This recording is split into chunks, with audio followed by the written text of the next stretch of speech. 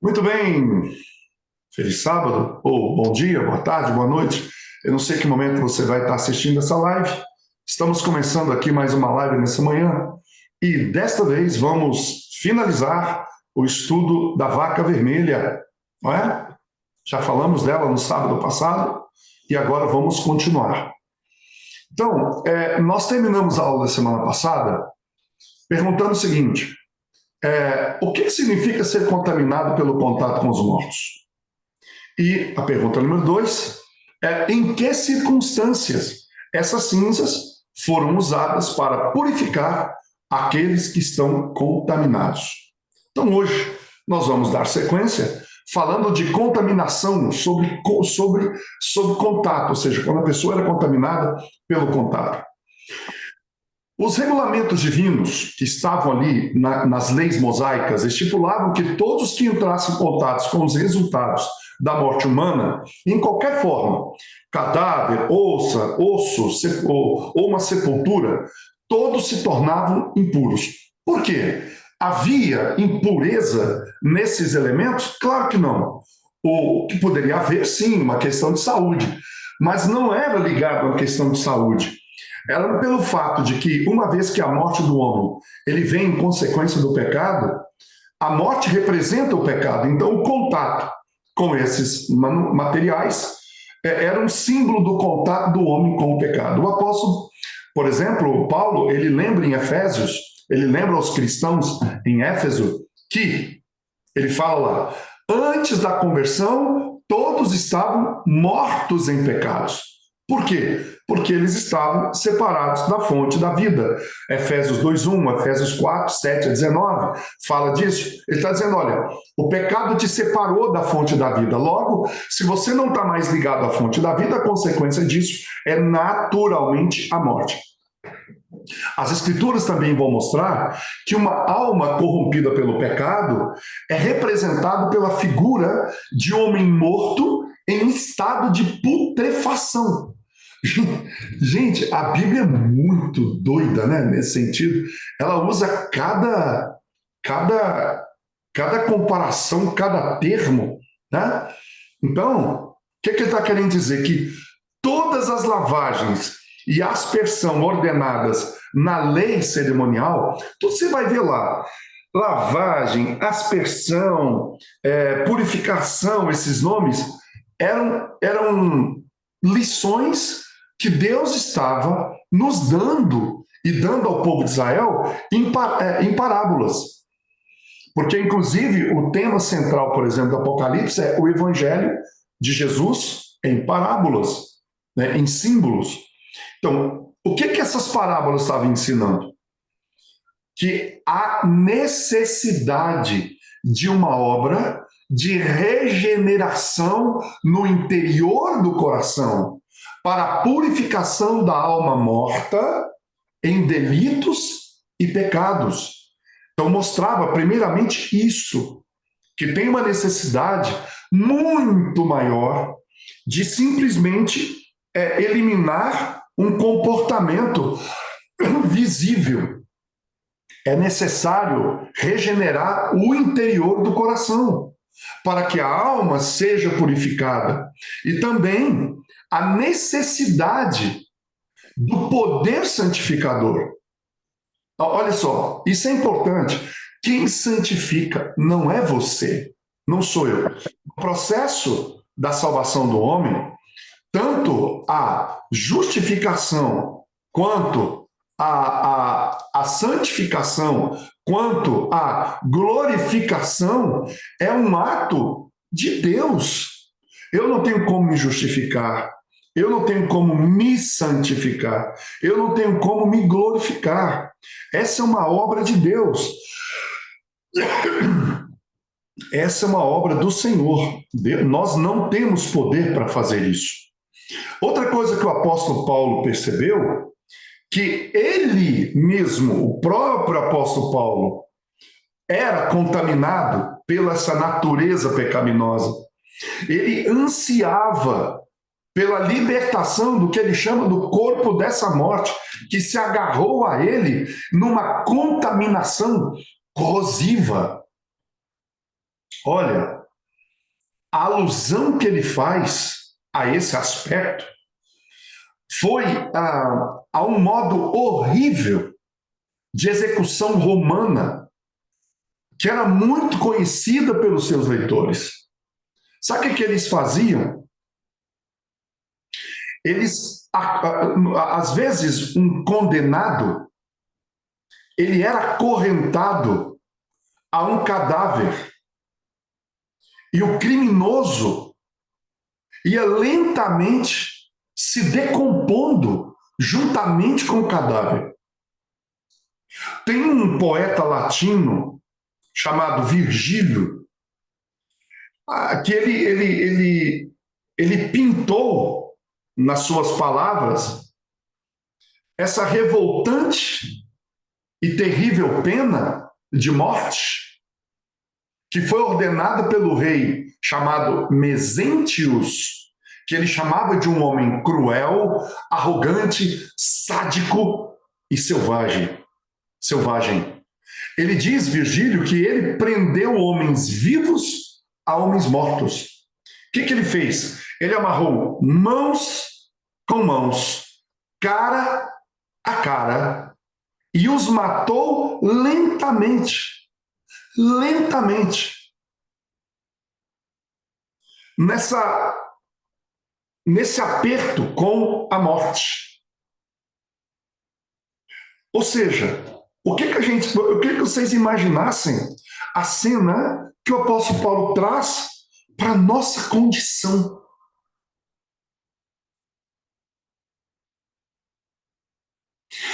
Eu queria que você imaginasse você agora. Você mora em Roma, Roma te condena, pega um corpo de uma pessoa morta, amarra em você, amarra a pessoa em você, não sei se na frente, talvez nas costas, e agora esse cadáver vai apodrecendo em cima de você. Ali vai pousar moscas, bichos, o corpo solta aquele líquido podre, fétido, e esse líquido começa a escorrer sobre você. Então moscas, lagartas, vermes vêm comer você junto com aquele corpo. Como é que você ia dormir? Onde você ia ficar? Em que casa você iria morar? Quem iria querer ficar perto de você? Sabe, Paulo usa essa figura de linguagem de uma forma de execução que os romanos usavam para nos dizer uma coisa. Presta atenção nisso. Paulo não está falando, nessa figura de linguagem, do pecado ato. Ele está falando do pecado natureza. Esse corpo fedido, putrefato, nós carregamos não aqui nas costas, mas dentro de nós. É essa pergunta que Paulo fala lá em Romanos. Romanos, acho que é o capítulo 6. Deixa eu abrir aqui a Bíblia da Claudinha. Deixa eu abrir aqui, eu acho que é Romanos. Ou é 6 ou é 7. E o que Paulo fala lá? Vamos lá em Romanos. Acho que é no final do 6. É isso?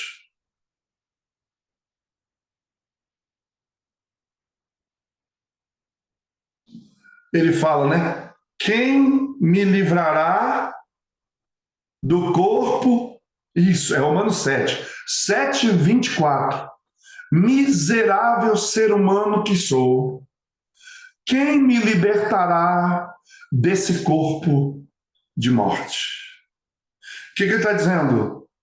Esse corpo que carrega nela essa carne aqui, ó, essa coisa aqui, ó, isso aqui, ó, esse aqui, ó, esse negócio aqui, que a gente dá tanto valor, ela está impregnada dessa natureza morta. Quando ele fala desse corpo de morte, é que esse corpo jamais verá Deus. Jamais. Porque esse corpo já está morto. Deixa eu dizer uma coisa para você. A gente tem visivelmente, quando uma pessoa morre, a gente diz, fulano morreu. Ou a gente diz, quando a pessoa está nas últimas, lá no hospital, um câncer, uma doença grave, a fulano de tal está morrendo. Ou, deixa eu falar uma coisa para você. Sabe, aquele momento em que você foi concebido, quando o espermatozoide, em contato com o óvulo, começa num processo de meiose e mitose, né? Começa a gerar novas células. Você está achando que você está vivendo, é? Você já está morrendo ali. Ali está sendo formado um novo corpo que traz consigo as marcas nele, na genética da morte. Você está nascendo para morrer. Portanto, desde aquele momento você já está morrendo. Eu estou morrendo já. Quando Jesus voltar, se eu morrer, é só uma coisa que já vai acontecer, porque eu já estou morrendo. Minha pele já está morrendo, cheia de ruga. Aí a gente tenta consertar o pessoal aí, né? Passa botox, faz isso, puxa a caca. Aquela Ana Maria Braga, se ela sorrir, já levanta o braço. Se ela tossir, levanta o outro, que está tudo esticado. As pessoas tentam, né? Tentam se livrar. Agora eu fico impressionado. As pessoas gastam fortunas para se livrar das marcas visíveis da morte. Mas eles não querem se livrar do corpo da morte, que esse só Cristo pode fazer. Só Cristo pode fazer. Se você convidar hoje o mundo para ir para um lugar, passar um mês lá, e sair da bola, você vai sair 20 anos mais jovem. Eu acho que todo mundo iria pagar milhões para ir lá. Mas se dizer o seguinte, olha, eu tenho um convite para você que vai te dar vida eterna, as pessoas recusam. A escala de valor do ser humano é, no mínimo, estúpida. Agora, esse corpo da morte, sem o poder do alto, ninguém é capaz de se livrar desse incubo de sua própria natureza corrupta. Todos nós estamos contaminados pelo contato com morte. E todos a quem tais pessoas influenciam por seus exemplos também se tornam corrompidos. Entende agora, meu brother, minha irmãcita, meu irmãozinho, por que nosso comportamento ele é importante? Nossas palavras, nossos atos, nossas atitudes, é porque quando nós manifestamos, pensa bem, quando nós pecamos em pensamento, nós estamos contaminando a nós mesmos. Agora, quando nós pecamos em atos visíveis, nós estamos espalhando essa natureza nojenta para o ambiente, tornando o ambiente fétido. Olha, se você quer saber a malignidade do pecado, olha para o cerrado brasileiro. Olha para o deserto. Olha para as manchas. Olha para as frutas, como elas estão manchadas. Olha para as árvores, todas tortas, todas cheias de fungos. Isso é ambiente. O pecado, ele cria uma atmosfera, a natureza. Por isso que Paulo, aqui, ó, Paulo tinha essa noção, tá? Paulo fala, né, que a natureza aguarda ardentemente a nossa libertação. Por que ele fala que a natureza aguarda, vamos dizer assim, ardentemente? Porque a natureza, o dia, vamos lá, por que a nova terra será a nova terra para sempre? Porque o pecado não estará lá. para bagunçar o esquema, para influenciar, para contaminar a atmosfera. O ar que nós respiramos está contaminado, por isso que a gente tem que se afastar. É por isso que a Bíblia diz: sai desse ambiente, povo meu, para vocês pararem de ser participantes dos seus pecados e não incorrerem em suas pragas. Essa contaminação através do contato com os mortos é uma alegoria da trágica condição da vida. Sabe, quando a pessoa escolhe viver longe da graça de Cristo, né? Ou seja, uma vez infectado por esse vírus, o cristão desavisado acaba rindo. Olha só, olha o que a gente faz. Tem muito cristão desavisado por aí. Por que cristão desavisado? Porque olha só, olha o que a gente faz. A gente ri do humor do mundo. A gente aprecia a música deles. A gente discute com apreço os livros que leem, os programas que assistem, a política que os separam. Participamos avidamente dos seus banquetes e festas. E muitas vezes casa-se com eles. Está contaminada mortalmente pelo contato com os mortos. Óbvio que nós estamos falando aqui de forma simbólica, mas nós estamos falando de influência.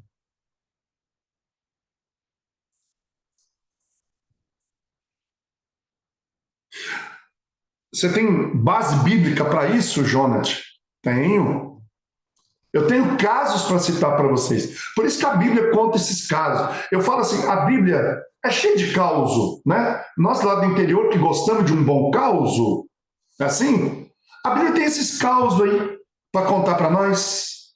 Como diz Ana Roça, conta para nós. Conta para nós um causo. A Bíblia está cheia de causo.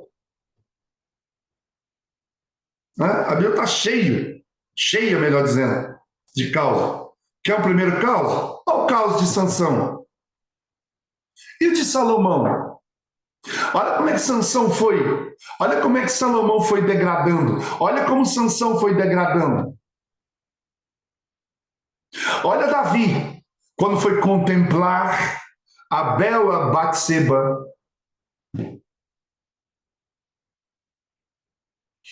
Essas histórias ilustram essa degradação, né? Não é assim, degradação é assim, né? Degradação gradual do caráter provocado pela influência de amigos errados. Patriarcas e Profetas, página 563. Vou ler.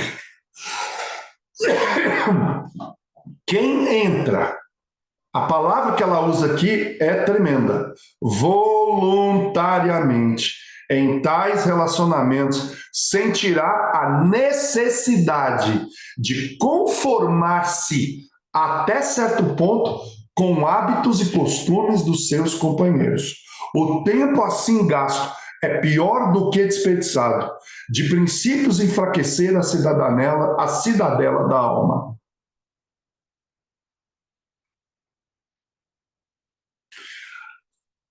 E uma vez corrompido, tudo que a pessoa impura toca fica contaminado. Então, por causa da influência que se exercia, você vê isso em Ageu 2, 13 e 14. Então hoje, como eu estou com a Bíblia da Claudinha aqui, eu vou abrir lá em Ageu 2, né? Vamos lá. Miqueias, Naum, Abacuque, Sofonias, Ageu. Ageu 2, no verso 13 e 14, diz assim: em seguida Ageu formulou a seguinte questão: se uma pessoa ficar impura por tocar em um cadáver e depois tocar em algum desses elementos, esse elemento tocado também se tornará impuro? Ageu faz essa questão. E os sacerdotes disseram: sim, esse elemento ficará impuro. Então Ageu comunicou a resposta do Senhor explicando. Agora Deus falando: é exatamente isso que se passa com esse povo e com toda essa nação.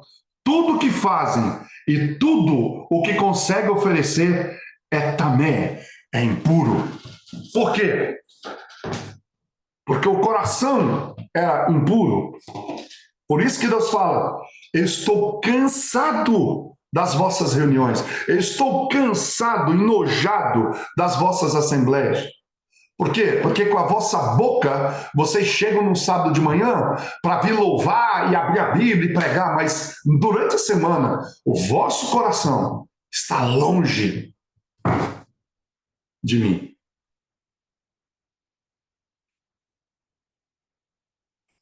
A lei levítica tinha um código chamado Código de Santidade. Esse código, na verdade, é um delineamento da pecaminosidade.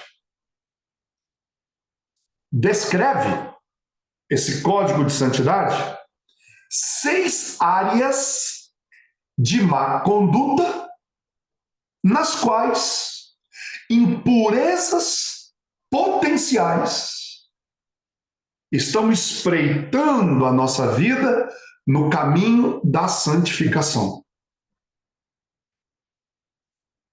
E eu vou citar as 6 áreas e vou referendar, não vou ler aqui, questão sempre de tempo, mas eu deixo a referência bíblica, caso você queira ler.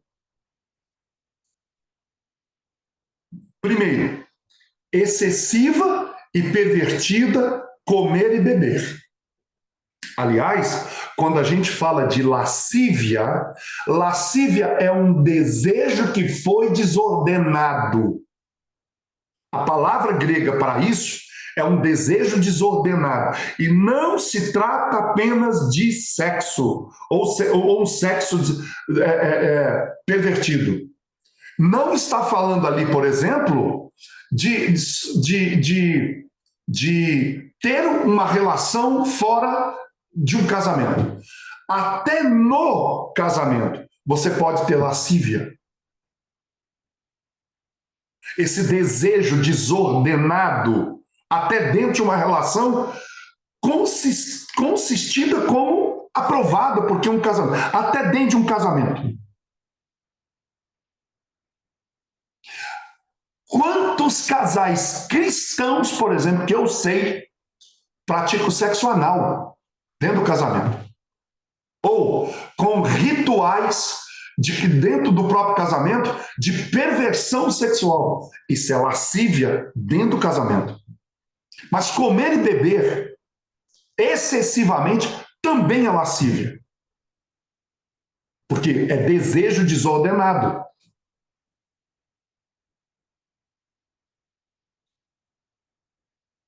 A gente precisa estudar mais a questão do pecado. Nunca se esqueça, tentação não é pecado. Tentação é tentação. E de onde vem essa tentação? Vou te falar uma coisa. Sem muita dúvida. Nem toda tentação vem diretamente do diabo. Um monte de coisa que você fala que é tentação, sabe o que é? Eu vou te falar o que é. É o seu próprio corpo já acostumado com o que já fez no passado, tentando, de novo, ganhar aquela sensação de prazer, de satisfação que aquele ato lhe deu. Sabe o que é isso? É a dopamina que já está contaminada, te levando muitas vezes. O diabo só deu um empurrãozinho lá no início, e você topou, escolheu a parada, aceitou. Não é assim? Aceitou. Foi bom. Daí para frente, meu brother, é natureza caída.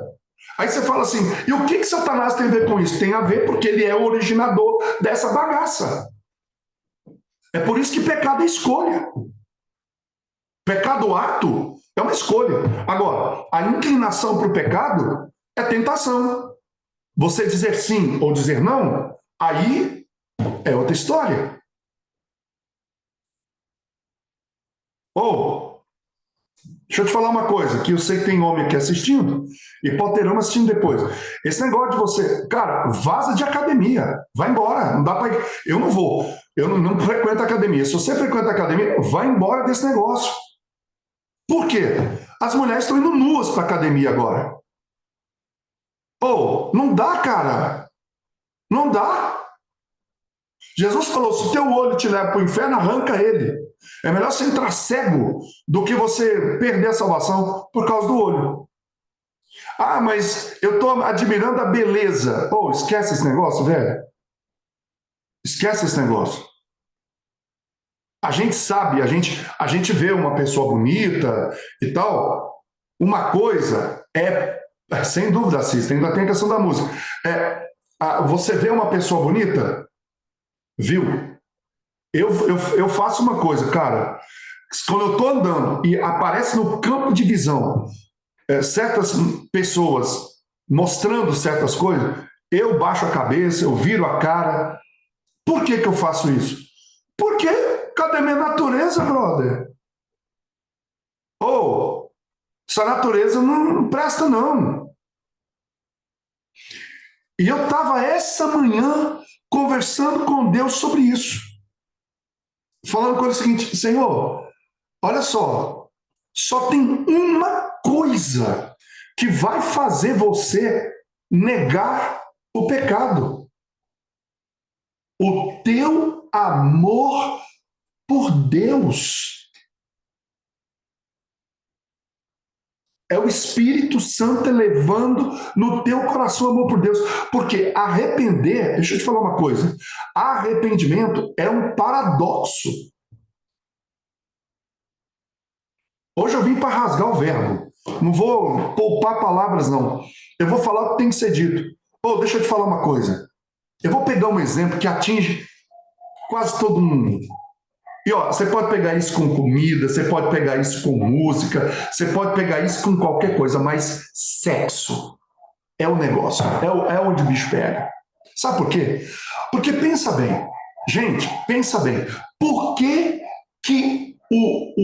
o sexo feito a rodo, à vontade, a princípio, ele é difícil, desafiador para uma pessoa? Porque é bom. Esse é o problema. Se fosse ruim, o povo fazia? Não, é porque é bom. É extremamente prazeroso. Não só o ato em si, o ato da penetração, aquela coisa toda. Não é o ato só em si. É a conquista, é o domínio, é a paixão, é o ego, é o diabo a quatro que acontece ali. Então pensa na quantidade de dopamina e serotonina que o teu cérebro produz, ocitocina, acetilcolina, tudo que o seu cérebro produz, tudo, prazer, prazer, prazer, prazer. Agora você, presta atenção, depois que você sentiu todo aquele prazer, como é que você arrepende de um negócio desse? Me explica, como se arrepende de um negócio desse?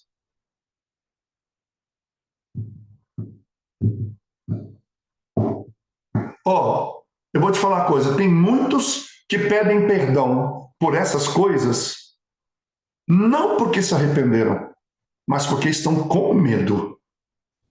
Medo da condenação. Eu estou falando isso de crente, porque ímpio não está nem aí para isso. Ímpio faz isso de forma normal. Isso não é problema para eles. O crente que cai nessa porcaria, ele pede perdão por medo. Sabe por quê? Volta. Uma semaninha depois, está lá de novo, no mesmo lugar, na mesma situação. Só tem uma coisa, é nascer de novo. É nascer do alto. Só tem uma coisa, é você compreender quem é Deus. Você vai, sabe o que Davi fala? Eu tenho prazer na tua lei. Ou seja, é uma mudança, cara. É uma mudança. O mesmo prazer que você tinha ao fazer essas coisas, você passa agora, você tem o maior prazer em obedecer a Deus, porque você o conhece. Você sabe quem Ele é. Pelo que Ele é.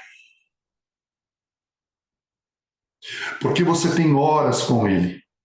Você tem quilômetros rodados com Ele. Vocês dois são amigos. E você fala assim, não dá para sacanear esse Deus. E aí, sabe o que você começa? Você começa a ter prazer, não no pecado, mas na vitória que você, pela graça dele, alcança quando você fala não para essa desgraça dessa natureza que a gente tem.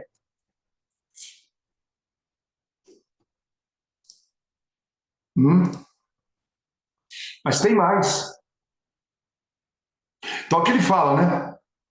Levíticos 11, Levítico 11, 1 a 47, 17, 1 e 2. Então, primeiro, excessivo e pervertido comer e beber. 2, sexo extraconjugal e casamento fora da lei de Deus. Quer que eu te cite texto? Levítico 12, 1 a 8, 15, 1 a 33, 18, 1 a 30, 20, 10 a 21. 3, comportamento agressivo contra pessoas e propriedades. Levítico 24, 17 a 23. Número 4, irreligião e blasfêmia contra o céu. Levítico 19, 1 a 37, 20, 1 a 9. 5, presta atenção nisso aqui. Traição em contratos humanos e divinos. Contratos quebrados. Contratos quebrados. Quebrados ou contrato quebrado do negócio sério. Não estou falando de contrato quebrado quando o outro lado não cumpriu o contrato. Eu estou falando que você quebrar porque quebrou. E tem um contrato que muita gente tem assumido e quebrado por coisas banais. Chama-se casamento. Claro que existem situações em que o cara está enchendo a mulher de pancada, ela vai ficar num negócio desse? Ele quebrou o contrato. Ele quebrou. Se ele cobrou o contrato, você pode sair fora. Para mim, adultério não é só sexo fora do casamento. Adultério é quando você adultera algo que você não era para ser adulterado. Era para ter sido permanecido. Entre um homem e mulher tem que haver respeito, carinho, afeto. Não porrada, não pancada, não tiro e bomba. Não humilhação. Fora isso, eu quero te lembrar que o casamento não é teu. A meu casamento. Ei, você tem uma união. O casamento não é seu. O casamento quem criou foi Deus. Veja bem, assim como o sábado é uma forma como você entra na instituição sétimo dia, você guarda o sétimo dia em forma de sábado. O sábado é de Deus. Você entra nele, você entra nesse descanso. Eu pergunto, você descansa o seu descanso ou você descansa o descanso dele? Como Deus descansou. O jeito que Deus descansou, você tem que descansar.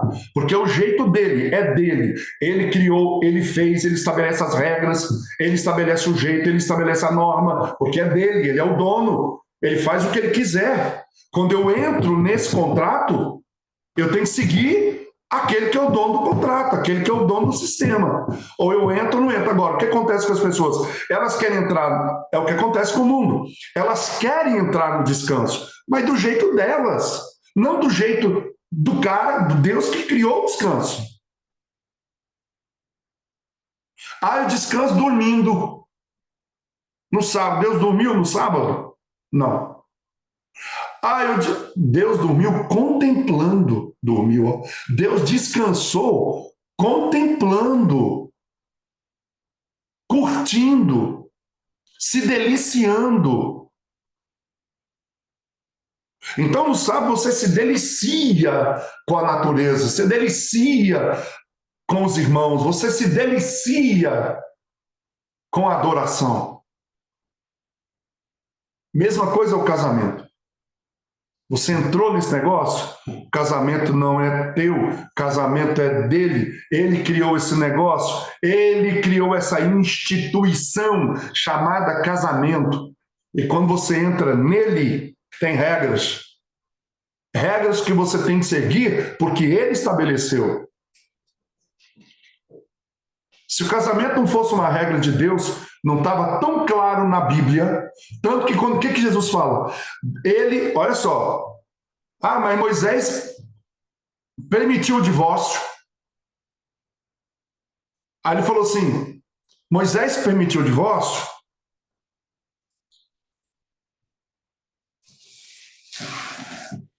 Gente, olha só, o que ele fala? Ele fala assim, ó. Eu vou até achar isso aqui.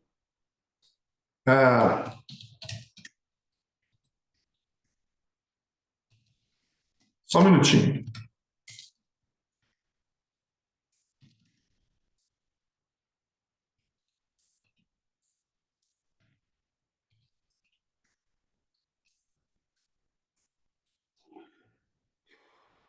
Ó, ele fala assim, Mateus 19. Então, por qual razão mandou Moisés dar certidão de divórcio à mulher e abandoná-la? Ao que Jesus declarou: Moisés, por causa da dureza dos vossos corações, vos concedeu separar-vos de vossas mulheres, mas não tem sido assim desde o princípio. Eu, porém, vos afirmo: todo aquele que divorciar da sua esposa, a não ser por imoralidade sexual, e se casar,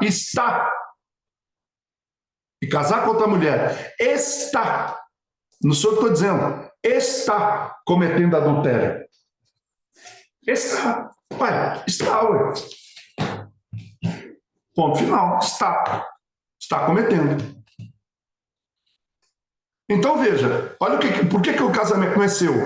Porque Moisés, que era um representante de Deus na terra, naquela situação para o povo de Israel, permitiu. Se ele permitiu, você não pode fazer o que você quiser com esse negócio. Ué. Então, é disso que eu estou falando aqui. Outra coisa, a apostasia de Deus e negligência de seu serviço. E negligência. Levítico 26, 1 a 46, 27, 1 a 34. Então, isso são situações que Deus deixou claro. Agora, o Senhor não abandonou o assunto depois que suas leis morais definiram o pecado, declararam impuro o pecador. Esse é o ponto. Deus declara o que é impuro, mas ele não deixa você no limbo. Ele diz, é isso aqui, agora vai lá e se vira. Falou, não, isso aqui eu tenho que definir o que é pecado. Sabe por que Deus define o que é pecado? Deixa eu te falar uma coisa. Isso aqui é muito importante. Deus é muito específico sobre o que pecado é, não para te ferrar, para falar, tá vendo? Olha aí, ó, agora vai lá, se vira, guarda esse negócio. Ele está dizendo, não, eu estou sendo específico para que você seja específico na confissão. Vou repetir isso. Deus é específico quando ele diz o que é pecado, para que você seja específico na confissão e seja plenamente perdoado. Deus é amor, gente. Ele é justo.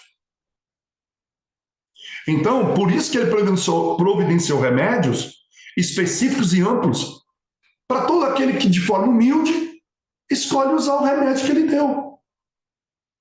Então, esses símbolos todos, a vaca vermelha, a cinza da vaca vermelha, as águas de purificação, tudo isso era para dirigir a sua mente para Cristo, porque nele se cumpriu todas essas coisas.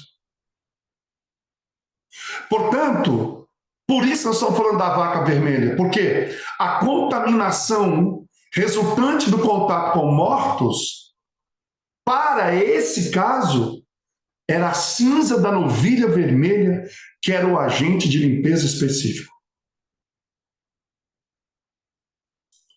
E aí, nós temos que pensar o seguinte: como é que o Espírito Santo trabalha para purificar a alma?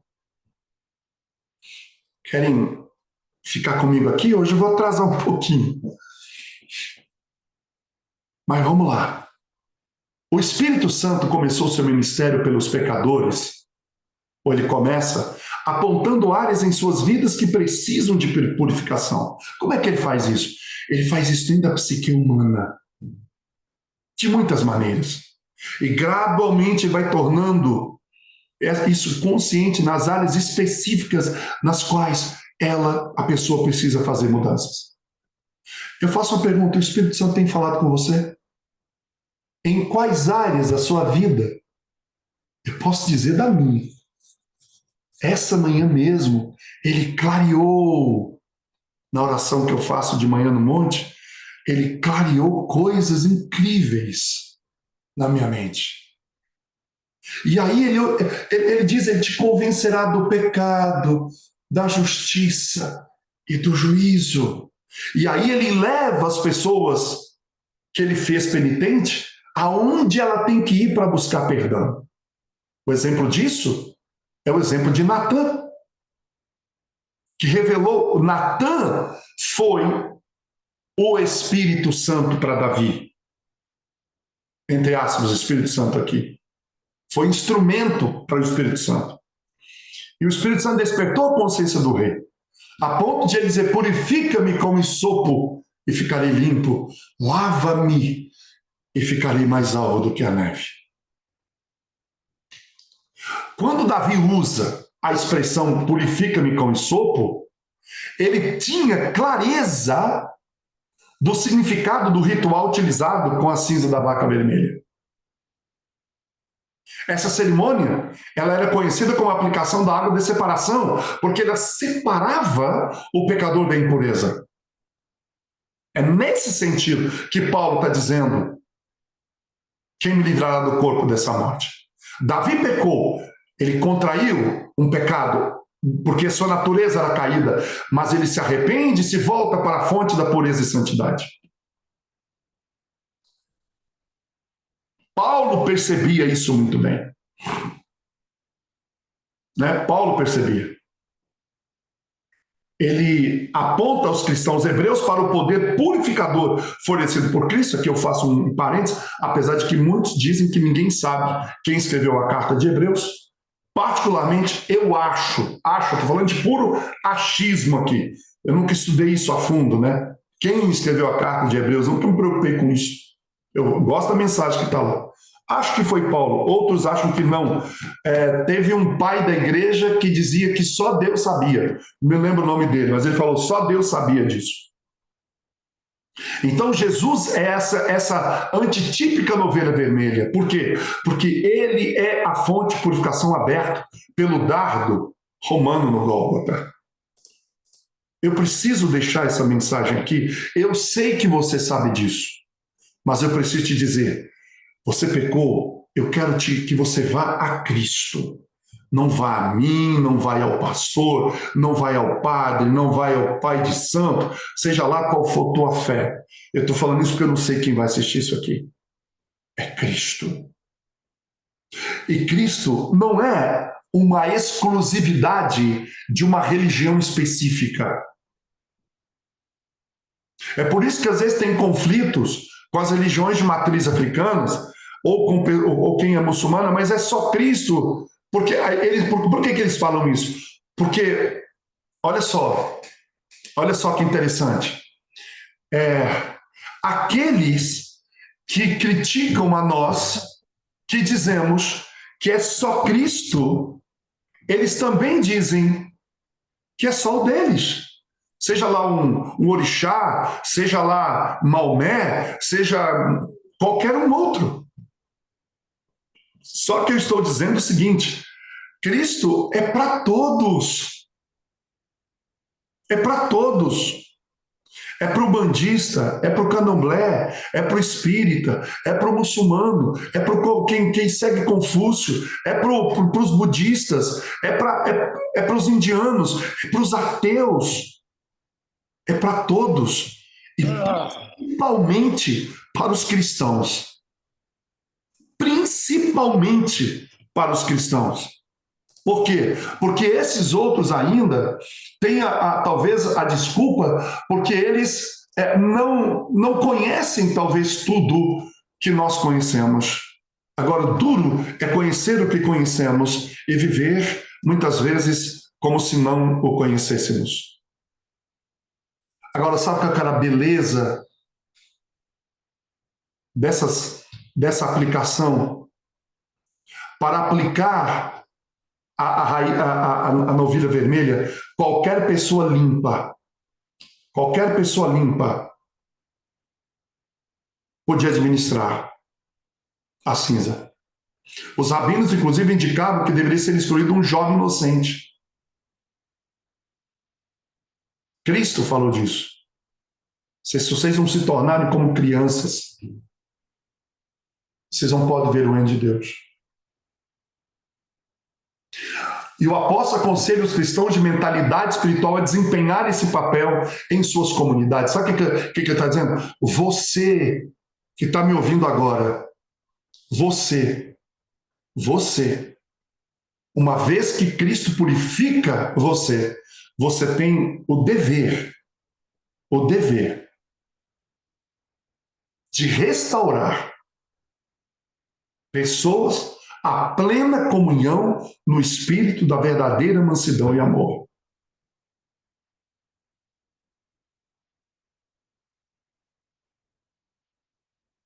Sabe como é que isso acontecia? O voluntário escolhido acompanhava o pecador arrependido até o campo. Ali encontrava uma fonte da qual ele pudesse tirar uma vasilha de barro cheia de água limpa, viva, pura. Então, sobre essa água, ele espargia um pouco de cinza até formar aquela película, como a gente faz quando toma carvão. E aí essa pessoa pegava essa cinza, juntamente com essa água, ele partia para a casa da família que havia solicitado a limpeza. Aí ele pegava 3 ramos de sopro, amarrados a um bastão de cedro, com a fita e o barbante escarlate. Lembra que nós falamos disso? E aí isso formava instrumento de aspersão. Agora eu quero que você pense comigo. Está vendo como o chifre pequeno corrompeu o santuário? Como ele tentou destruir o santuário? Isso que a gente fazia, que se fazia lá com a vaca vermelha, se faz com o benzer, aquele negócio de jogar água, aquela água benta lá que eles falam. Lembra que eu falei? Olha, gente, é só se olhar. Acabar com a lei, acabar com o tempo, acabar com a mesa, porque acabaram com a palavra, acabaram com a luz do mundo. A oração intercessória acabou, que agora você fala com o padre, fala com o santo, fala com Maria. Acabaram com tudo. Acabaram com o sacrifício. Acabaram com a pia. Acabaram com o sacrifício, porque Cristo morre toda vez e fica morrendo lá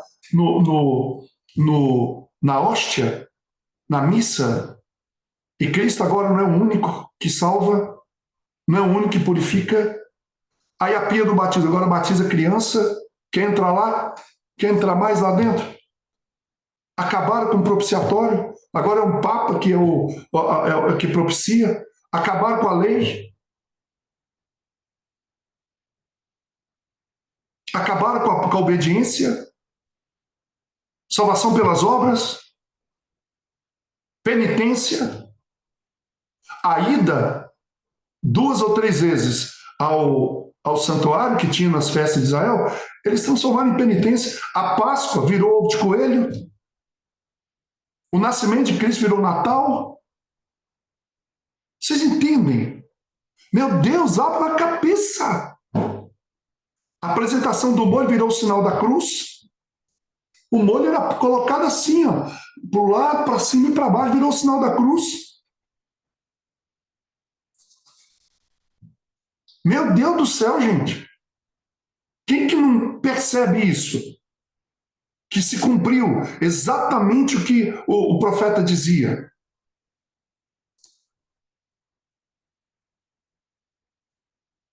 E aí sabe o que acontecia? A mesma coisa que eles fazem. Percebe que o mesmo dispositivo, ou seja, quem estudou a questão da lepra, lembra que esse dispositivo de soco no cedro, amarrado com barbante vermelho, também era usado no caso do leproso. Então, o que acontecia? Essa água com a cinza, aí mergulhava lá dentro como se fosse um chumacho, né? Chumacho, acho que é isso o nome do negócio. Como é que é o nome disso, gente? É um chumaço? Chumaço. É como se fosse um chumaço que enfiava lá dentro. E aí, dentro da casa, começava a borrifar o líquido sobre objetos a serem purificados. E quantas vezes tinha que ser feito? 7 vezes. No primeiro, no terceiro e no sétimo dia. Para quê? Para enfatizar a perfeição da obra realizada pelo pecador. Então, eu queria que vocês imaginassem um cenário mais ou menos assim. A família ali reunida, todo mundo em expectativa, o escolhido para fazer a aspersão entrou na sala de estar. Então, lá, cuidadosamente, ele jogava as gotas de água de limpeza assim sobre móveis, livros, revistas, instrumentos musicais. Se fosse um dia de hoje, brinquedos que as crianças brincavam, tudo deveria ser purificado. Aí ele foi para a sala de jantar, jogou porção sobre o estoque de comida, bebida, porque ali sinalizava hábitos alimentares. Gente, nós precisamos de sermos purificados pela cinza da vaca vermelha simbólica nos nossos hábitos alimentares, naquilo que a gente assiste, na cama que você dorme, nos brinquedos que você brinca, em tudo na sua casa. É por isso que quando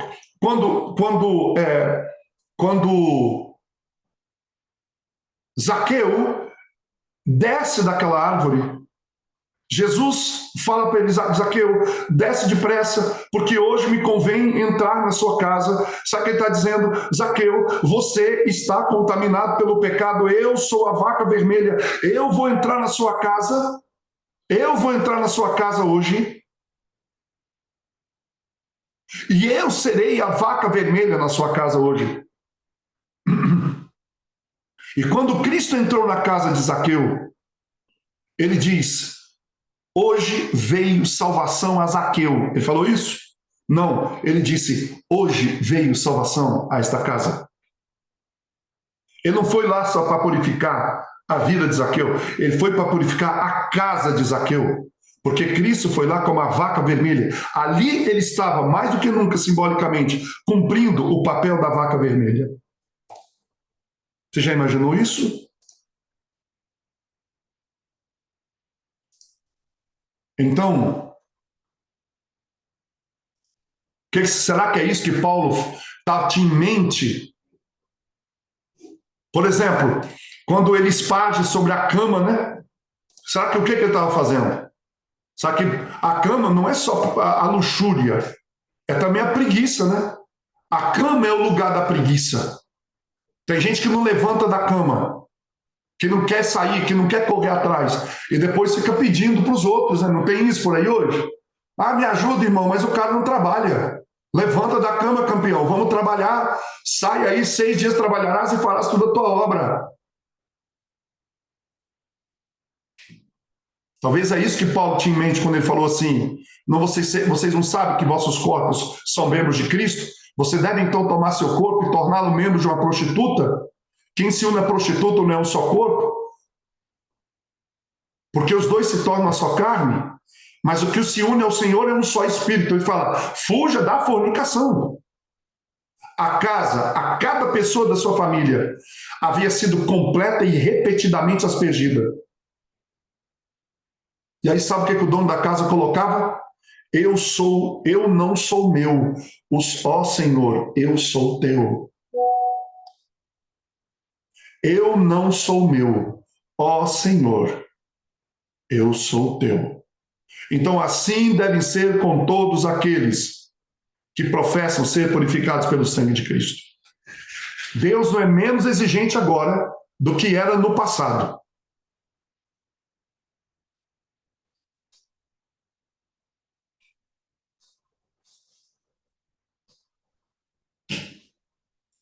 E não havia nada de complicado sobre esse rito.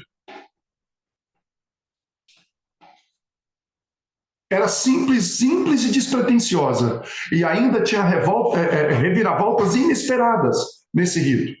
Em tudo, surpreendentemente, relembrava o aspecto do ministério da purificação do nosso Salvador. Esse tesouro purificador da vaca batida e queimada representa a eficácia de sua morte unida à fonte de liberdade. Percebe? A cinza da vaca era unida a uma fonte viva. Cristo não só purifica, ele é a fonte viva. O tesouro usado no ritual, que era a cinza, não veio de um templo magnífico, numa acrópole elevada, mas de uma pira solitária, fora dos muros da cidade. Até nisso, Cristo foi crucificado onde? Num monte, fora da cidade. Deus não usou para fazer a aspersão um ramo de flores linda, rara, orquídea, mas um ramo de sopo comum. Não era um cetro de ouro, mas um ramo de cedro. Gente, essa humildade de Deus que eu não entendo. Nós que não somos nada, ninguém, somos uns pecadores, nada nos pega. A gente tem um orgulho que eu não sei de onde vem. Eu sei de onde vem. Olha Deus. Uma vaca. O ritual não veio de um templo suntuoso, numa acrópole maravilhosa, cúpula de ouro. Ela veio de uma pira queimando, no alto de uma montanha solitária, água pegando de uma fonte. Não era um ramo de flores lindo para ser usado, lírios, jasmins, rosas, orquídeas. Não, um ramo de sopa, um mato, amarrado num cetro. Não era cetro de ouro, não. Num pedaço de vara de um cedro.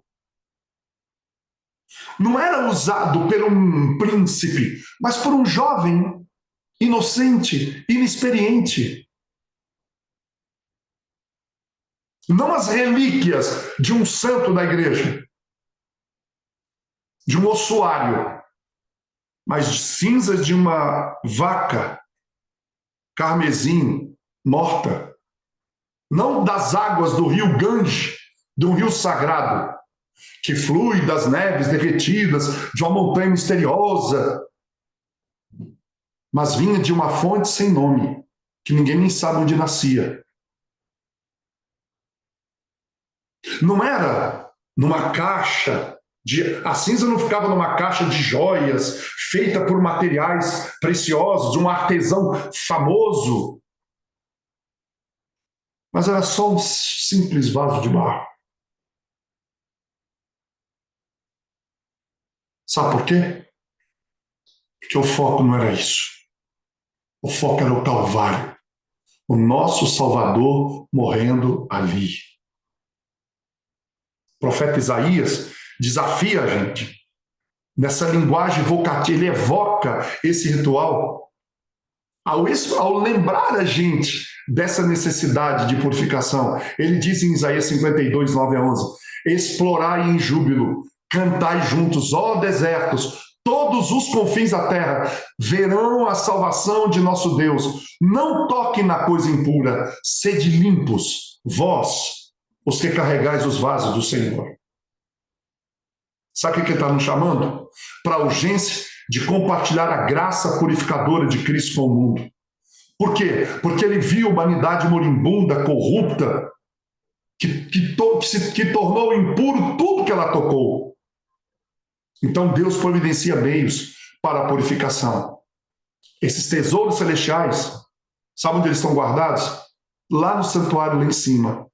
Esperando que você e eu nos apropriemos deles. Você é esse jovem. Você é esse jovem puro que vai se apropriar dessas coisas que estão no céu. Você que faz parte da igreja, que hoje a igreja hoje é a cidade de refúgio, até os confins do mundo. Nós estamos aqui para restaurar a humanidade contaminada, a comunhão com Deus.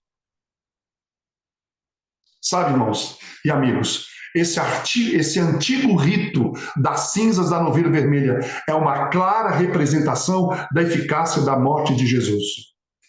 Tudo bem, você pode falar assim, isso pode parecer obsoleto. Pode. Tanto que na aula passada, eu nunca tinha ouvido falar desse jeito da vaca vermelha, mas ela nos ensina os aspectos únicos da expiação. Isso nos lembra que Cristo tinha pouca atratividade externa. Cristo não tinha beleza para que o desejássemos, diz Isaías. Ele foi manchado mais do que qualquer homem. E ainda assim, forneceu um antídoto indispensável para a malignidade do pecado. É dessa maneira, gente, que Deus abriu a única fonte para você espargir muitas nações com seu sangue purificador. É assim que a humanidade, de fato, pode ser purificada de toda a sua imundície, como está em Ezequiel 36, 25 e 26. Para finalizar, o que eu quero dizer? Hoje, os sacerdotes reais de Deus, você e eu, devemos levar a mensagem da esperança e uma nova vida ao mundo.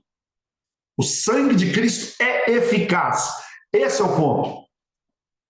Mas precisa ser aplicado continuamente. Continuamente. E um detalhe importante. Havia uma declaração que era feita solene ao antigo Israel, de que o homem que permanecesse impuro e recusasse a se purificar deveria ser eliminado da congregação.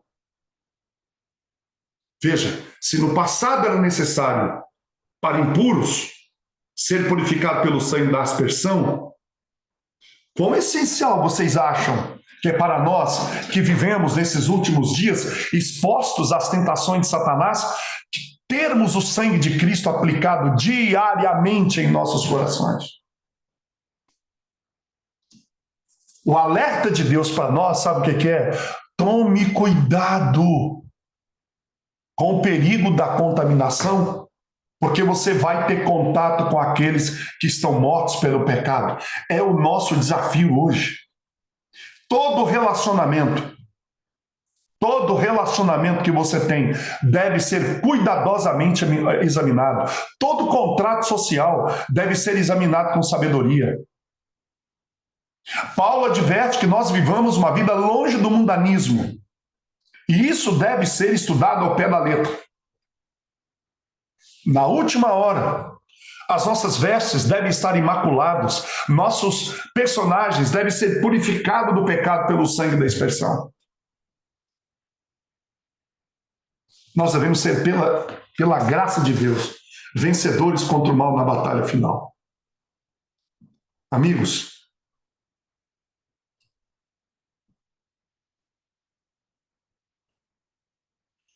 a coisa está avançando no céu. Enquanto os pecados dos crentes penitentes estão sendo removidos do santuário, deve haver uma obra especial de purificação, de afastamento do pecado entre o povo de Deus na terra. Isso está escrito em Review and Herald, 17 de janeiro de 1907. A novilha ruiva antitípica fez todas as provisões para a nossa purificação completa, mas ele nos deixou livres para ignorar. Você pode ignorar, ou você pode aceitar. Quando a gente quiser aplicar em nossos corações primeiro. E esse às vezes é o nosso problema. A gente quer sair por aí falando de purificação, falando de santificação, falando de justificação, falando do evangelho. Mas como a gente pode fazer isso? Se isso ainda não é nosso. Se isso ainda não é meu. Se isso ainda não aconteceu comigo.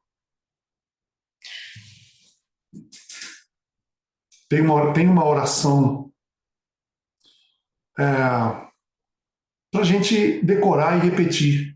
uma oração que foi escrita por Scarlett Reifer. Ela diz assim: limpe minha alma, manchada pelo pecado. Lave a mancha mortal da sujeira de meu coração. Refine minha mente, meus caminhos, minha família, meu tudo. Faça digna minha devoção. Cele agora minha consagração. Eu sou totalmente tua. Amém. E com isso, meus amigos, nós terminamos o estudo da vaca vermelha. Eu vou fazer o que eu sempre gosto de fazer. Eu vou abrir aqui. Eu queria pedir a você que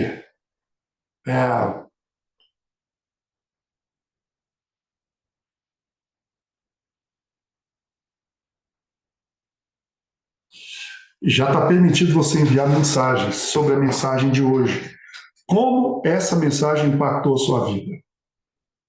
E aí eu quero lembrar você que eu falei no início dessa aula. Sábado que vem vai ser a aula mais fantástica, mais poderosa, mais maravilhosa, mais extraordinária, mais impactante. Vai bugar tua cabeça. Porque é a aula introdutória para a purificação do santuário, que a próxima aula vai começar a falar. Só que antes de eu falar sobre o dia da expiação, eu preciso dar essa aula, que é a seguinte: por que Deus fez um santuário? Por que tinha que haver o dia da expiação? Não é nada, talvez, o que você está pensando. Eu vou trazer só a Bíblia, Only Bible, somente a Bíblia, só Romanos. Venha amanhã. Amanhã não sabe o que vem, se Deus quiser. Não falte. Chame pessoas. Essa aula tem que ser para todo mundo.